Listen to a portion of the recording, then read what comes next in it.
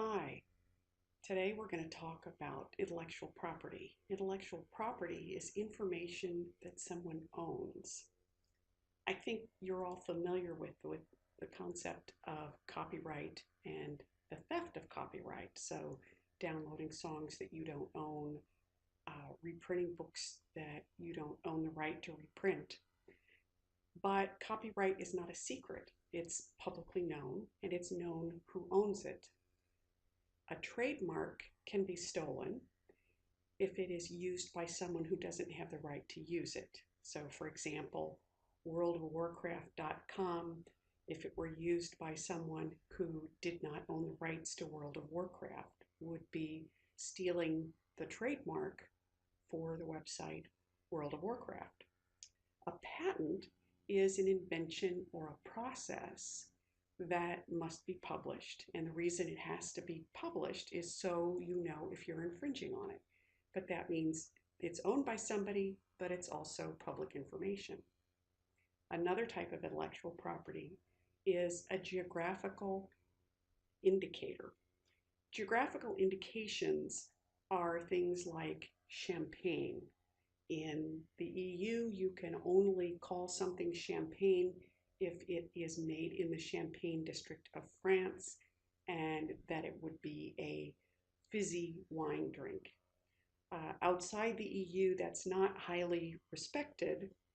The EU wants to add geographical indicators to things like cheddar cheese, which would be a little ridiculous in the United States because cheddar cheese is found all over the place. And it doesn't come from Cheddar, England. Countries like Iran do not participate in the World Intellectual Property Organization, but they too could benefit. So, for example, their second largest export is Persian rugs, but they do not have a geographical indicator for Persian rugs. So, countries like China, India, Afghanistan can make things that look like Persian rugs and sell them as Persian rugs, but they are not in fact Persian rugs because they're not made in Iran.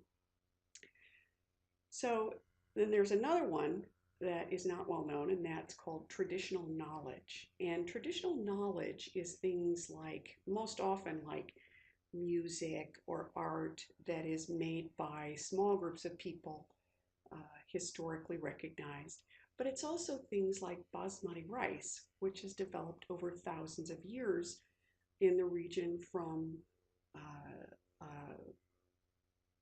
Turkey to Burma. And it's a long grain, very aromatic rice. And people swear by it, and there are different grades of it. But it's been developed by the people who grow it, not by a company or a small set of farmers who hybridized it. So it's considered traditional knowledge.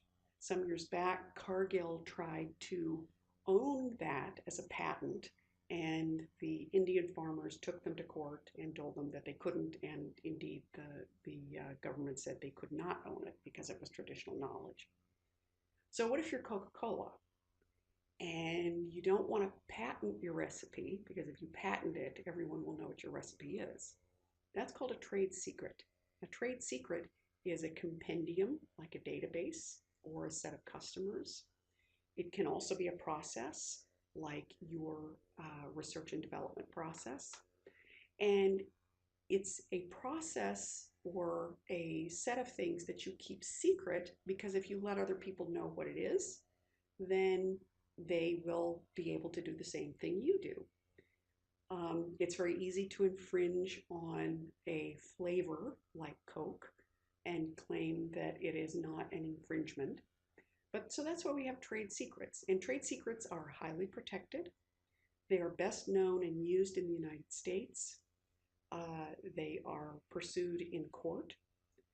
But trade secrets are also things that countries like China and France go after in their industrial espionage. And of course, now that everything is kept in electronic form, it's very easy for China and France to go after them.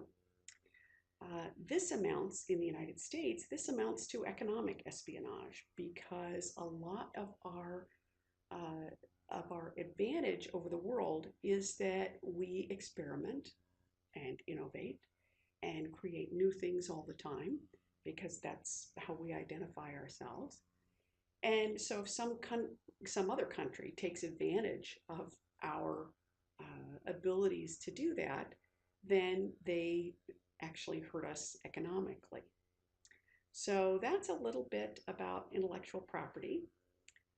This week we're going to focus a little bit more on trade secrets, and we'll be talking more about next week about what makes information valuable